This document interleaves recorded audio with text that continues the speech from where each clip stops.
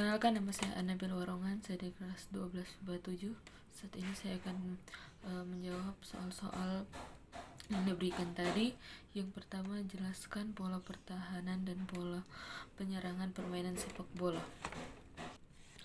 Yang pertama, pola pertahanan. Pola pertahanan sepak bola ialah sebuah susunan para pemain yang dibentuk sedemikian rupa. Pembentukan pola ini bertujuan untuk mengambil bola dan mempertahankan daerah sehingga tidak diterobos oleh tim lawan dan menghindari terjadinya gol. Pertahanan bisa dilancarkan ketika sedang mendapatkan tekanan dari lawan atau pressing. Macam-macam pola pertahanan. Yang pertama, pola pertahanan satu lawan satu atau man to man. Dalam pola pertahanan man-to-man, setiap anggota menjaga satu pemain dari tim lawan, baik ketika sedang membawa bola atau tidak membawa bola.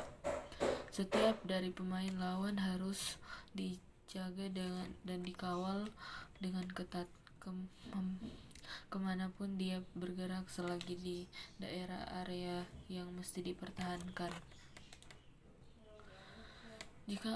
Jika pemain penyerang lawan keluar dari area yang dijaga, maka itu bukan tugasnya lagi untuk menjaganya, tetapi pemain tersebut harus tetap siap dan selalu waspada kemungkinan akan adanya pemain lawan lain yang masuk ke area yang dijaganya.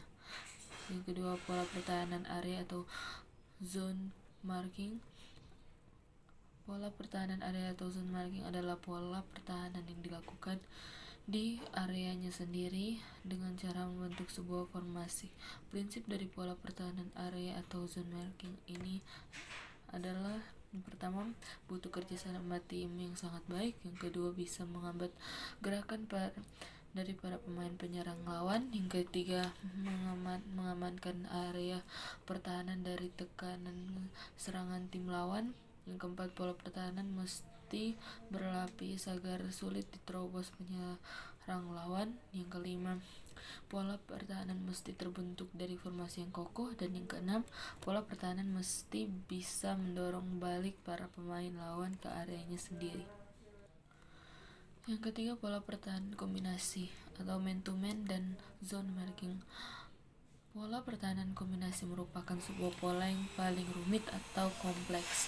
Maksudnya, setiap anggota menjaga lawannya dan dengan tiba-tiba berpindah tempat, kemudian tugasnya diserahkan pada temannya yang lebih dekat. Pertahanan ini sangat membutuhkan koordinasi yang baik antara para pemain, adanya tanggung jawab para pemain per lini tugas sangat penting di daerahnya masing-masing.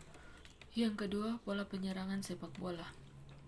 Dalam permainan sepak bola, pola penyerangan adalah suatu bentuk susunan para pemain yang dipakai untuk melakukan serangan ke daerah tim lawan dan memasukkan bola ke dalam gawang tim lawan. Pola penyerangan sepak bola ini bertujuan untuk mencetak gol sebanyak-banyaknya sehingga bisa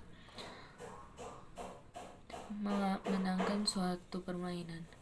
Yang perlu diingat adalah stamina dan daya tahan tubuh masing-masing pemain, kerjasama antar pemain, kontrol bola yang baik, dan penguasaan teknik sangat menentukan efektivitas dari pola penyerangan dalam permainan sepak bola. Sehingga dalam penggunaannya, pola penyerangan sepak bola harus direncanakan sematang-matangnya. Salah satunya dengan memvariasikan kombinasi serangan sehingga dapat memberikan tekanan kepada tim lawan. Macam-macam pola penyerangan sepak bola. Yang pertama, melakukan gerak tersusun. Maksud dari gerak tersusun ini adalah setiap pemain melakukan gerakan yang sudah disusun berdasarkan posisinya masing-masing. Jadi para pemain tidak mencoba untuk keluar dari posisi masing-masing, yang hal ini disebut dengan free role play. Misalnya, gelandang tengah yang sudah ditetapkan untuk berada di area lingkaran tengah lapangan atau tempat melakukan kick off, maka dia harus terus berada di sana. Dia tidak akan mencoba untuk mundur ke belakang ataupun berpindah ke depan dan ke samping. Begitu juga dengan posisi lainnya seperti permainan back sampai sayap kanan dan kiri, serta penyerangan atau striker. Yang kedua, menghadapi pertahanan yang rapat. Untuk menghadapi pertahanan tim lawan yang rapat dan kokoh, maka pola penyerangan yang dilakukan adalah dengan melakukan operan bola panjang dengan langsung atau wall pass, guna memancing para pemain lawan untuk keluar dari barisan pertahanan. Caranya itu dengan memanfaatkan para pemain sayap kiri dan kanan sehingga pertahanan tim lawan menjadi berantakan atau kacau. Yang ketiga, mencari ruang kosong. Untuk bisa menerobos penjaga lawan, maka pemain mesti pandai dalam mencari ruang kosong. Tujuannya agar bisa melakukan operan terobos dan melancarkan penyerangan. Hal-hal yang diperlukan dalam menyusun pola penyerangan sepak bola adalah tujuan dari serangan adalah untuk bisa memasukkan bola ke gawang lawan sebanyak-banyaknya. Pola penyerangan bisa dilancarkan oleh tim kesebelasan jika mereka sedang mengendalikan pemain. Tajam tidaknya serangan bisa menuntut berhasil atau tidaknya tim tersebut, baik secara tim maupun perorangan. Selain itu, dalam menyusun pola penyerangan sepak bola ada beberapa hal yang diperlukan. Yang pertama, adanya pemain yang tugasnya adalah mengatur serangan. Yang kedua, adanya pemain yang tugasnya adalah membantu serangan. Yang ketiga, adanya pemain yang tugasnya adalah mencetak gol atau penembak utama atau goal getter. Dan yang keempat, adanya pemain yang tugasnya adalah memancing pemain bertahan lawan supaya pemain timnya bisa menerobos ke daerah lawan. Agar tim lawan mendapat tekanan, maka pola penyerangan yang dipakai mesti direncanakan sedemikian rupa sehingga bisa membuat serangan yang berkombinasi. Selain itu, penyerangan juga mesti pintar-pintar dalam mencari kelemahan dari tim lawan. Nomor 2, sebutkan 11 nama posisi pemain sepak bola. Nomor 3, sebutkan dan jelaskan salah satu formasi pemain sepak bola. Formasi yang akan saya jelaskan itu formasi pemain sepak bola 4-4-2.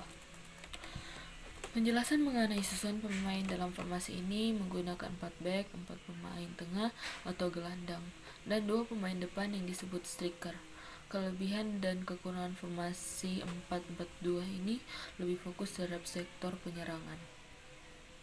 Formasi di waktu penyerangan, yang paling banyak melakukan penyerangan adalah sektor sayap dari umpan lambung atau umpan asis.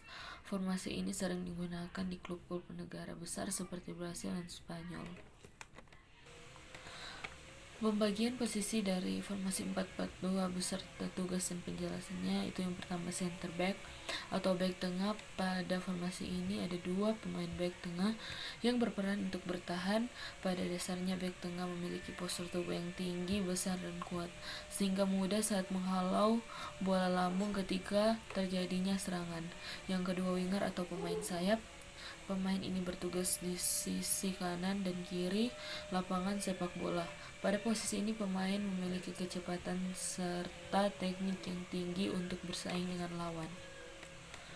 Yang ketiga, midfielder atau pemain tengah yang sering kita sebut dengan gelandang. Pada formasi ini ada 2 gelandang yang bertugas untuk mengatur serangan serta membantu pertahanan di sektor back belakang. Dalam ball position, pemain ini menjadi penentu terjadinya alur pertandingan. Kedua pemain ini harus memiliki kreativitas dalam mengatur penyerangan dan pertahanan. Yang keempat yaitu striker atau penyerangan, bertugas sebagai pencetak gol dalam sebuah tim. Pemicu gol bisa terjadi dengan dukungan dari gelandang serta sayap. Kedua posisi ini menjadi jalur penyeberangan kepada seorang striker. Demikian jawaban-jawaban dari soal yang sudah diberikan tadi. Terima kasih.